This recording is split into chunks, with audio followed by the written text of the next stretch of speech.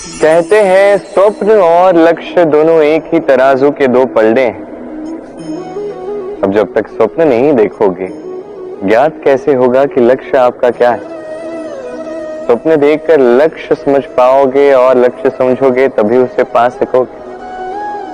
किंतु स्वप्न और लक्ष्य, इन दोनों के मध्य में एक संतुलन है जिसे बनाए रखना आवश्यक है। इसे हम कहते हैं परिश्रम।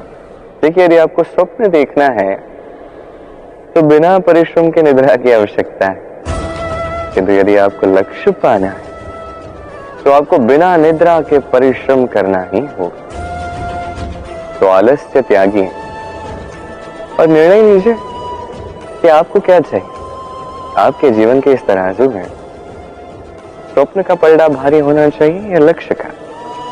मेरी मानो तो दोनों में संतुलन बनाए रखोगे तो मार्ग अपने आप बनेगा। बस उस पे आगे जाइए और मेरे साथ प्रेम से कहिए, राधे राधे।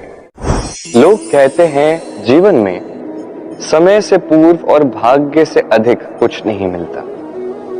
सबकी अपनी मान्यता है। मैं आपसे पूछता हूं, ये समय क्या है? ये समय वही है जिसमें युग युगांतर समाये हुए हैं, जिसमें दिन है, माह है, वर्ष है। नहीं, समय वास्तविक रूप से आपके पास कितना है जिसका आप उपयोग कर सकते हैं? तब से है जब से आप स्वयं को पहचानने लगते हैं, तब तक है जब तक आप इस संसार से चले नहीं जाते। बस यही समय है आपके पास।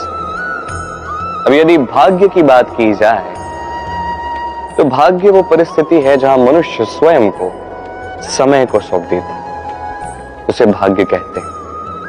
अर्थात आपने जीवन में परिश्रम किया, संकटों का सामना किया, आप आगे बढ़े, किसी पड़ाव पर आप पहुंच गए, तब आपको लगा कि बस अब यहीं रुक जाना चाहिए, तो वही आपका भाग्य होगा।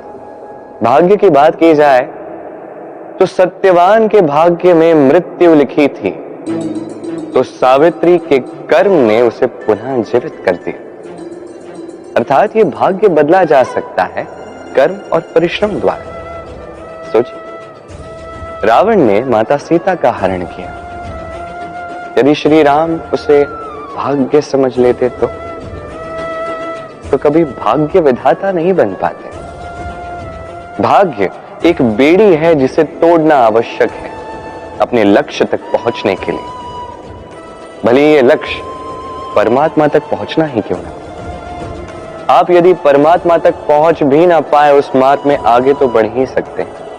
नहीं, तो इन भाग्य की बेड़ियों को तोड़ दीजिए, अपने कर्मों से अपना प्रारब्ध रचिए और मेरे साथ प्रेम से कहिए, राधे राधे। नंद बाबा भी खेल खेल में बड़ी सीख दे जाते थे। एक बार की बात है, बाबा मेरे लिए मानचित्र ले आए। ये मानचित्र था जम्बूद्वीप का। ये एक पहेली है जो भिन्न भिन्न भागों में बटी हुई है, जिसे मुझे जोड़ना है। बस इतना सा मेरा कार्य है। अब बार बार प्रयास किया मैंने, किंतु हर बार मैं असफल ही रहा। बाबा ने यह देखा, बाबा मुस्कुराए। बाबा ने कहा कि एक कार्य करो, इन सभी भागों को पलट दो। मैंने पलट दिया। फिर देखा तो हर भाग पे मनुष्य के शरीर का कोई ना कोई भाग है, कहीं हाथ है, कहीं पैर है, कहीं मुख है। बाबा ने कहा अब इसे जोड़। मैंने जोड़ दिया। मनुष्य का मानचित्र पूर्ण हुआ। अब बाबा ने कहा कि इसे पलट दो, मानचित्र पूर्ण हो चुका है। मैंने कहा ठीक है। मैंने पलटा, देखा जम्बूद्वीप का मानचित्र पूर्ण हो चुका। बाबा ने कहा कि यदि देश को सबल बनाना है, शक्तिशाली बनाना है, स्थिर बनाना है, तो सर्वप्रथम मनुष्यों को एकजुट करना सीखो। सभी सैनिक जब एकजुट हो जाएंगे तभी सैन्य अपने आप खड़ा हो जाएगा। यही नहीं, बाबा ने कहा प्रेम से जुड़ जाओगे तो परमात्मा अपने आप ही सामने आ जाएंगे। तो यही कीजिए और मेरे साथ प्रेम से कहिए, राधे राधे। अब मैं चाहता हूं कि सभी मेरी बात ध्यान से सुनें और समझें। दाता अवश्य देता है, यही उसका कर्म है। किंतु याचक को अपनी मर्यादा का ज्ञान होना आवश्यक है। उसे ये बात समझनी चाहिए कि जो वो मांग रहा है उसके वो पात्र है भी या नहीं। हमें वो मांगना चाहिए जो वास्तविक रूप से हमारे अस्तित्व के लिए शुभ हो, और अधिकतर लोग यही भूल करते हैं। जब भी हमें भूख लगती है हम तृप्ति नहीं मांगते, हम मांगते हैं स्वादिष्ट व्यंजन। जब हमें समृद्धि पानी होती है हम और धन मांग लेते हैं। जब हमें निद्रा पानी होती है हम एक भव्य शैया मांग लेते हैं। हम वो सब मांगते हैं जिससे हमें तृप्ति नहीं मिलती।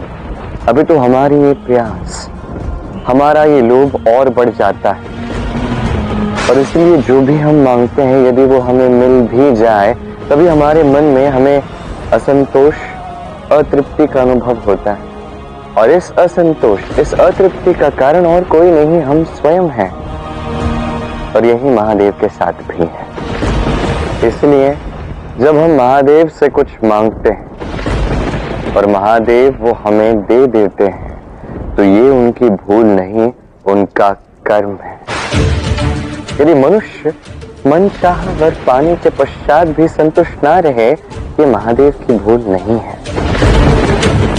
महादेव तो उस पिता की भांति है जो अपने संतान के परिश्रम को देख के, उसकी प्रतिबद्धता को देख के उसे वो देते हैं जो वो चाहता है। उस शक्ति को प्राप्त करने के पश्चात वो उसका सदुपयोग करता है या दुरुपयोग, ये उस पर है।